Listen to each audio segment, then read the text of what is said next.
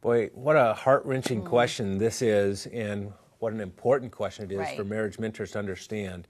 There's some practical things that need to take place here. Yeah, the first focus would be on how you're interacting with this husband who's expressed this infidelity, because more important, believe it or not, than making him commit to share this in his marriage right now is the commitment he's making to preserve his marriage and fight for his marriage. And that means, Well, to put it out there, he's saying, this relationship that I have in my marriage Right. is really important to me, so much so Exactly. I'm going to tell you my deepest, darkest secret. And it says a lot about you as marriage mentors that you're hearing this kind of information exactly, too. that he feels safe. And then what you can do is begin to provide an accountability place for him and a growth place for him that's redemptive. And one of those things is a commitment to have no contact, to end all contact with the person he was connected with in the affair.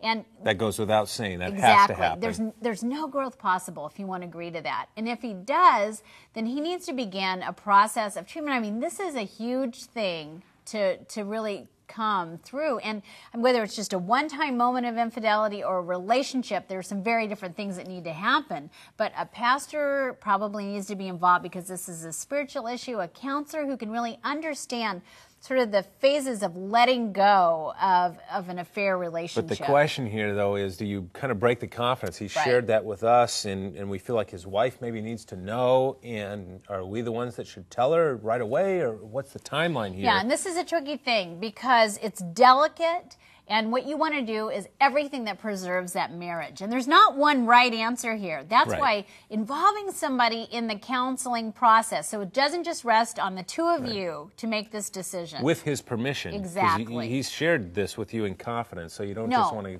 go out and say, oh, we got to get you help. And I'm not saying involving, I'm Right. saying the commitment he needs to Right. involve another Right. person Exactly. in this Right. process. And that's exactly what has to happen. If he's not willing to take that step, then you need to make it clear how concerned you are. And it's not really your place to divulge the No. information, but you need to make it clear steps must be Right, taken. but I can tell you psychologically, since he's talking about this with you, it will only be a matter of time Right. until he talks to her about that. So don't feel like that's your place to necessarily step in and do that at all. That needs to come from him. Because Now, there's a certain sense of timing that brings healing and another kind of timing that's jolting.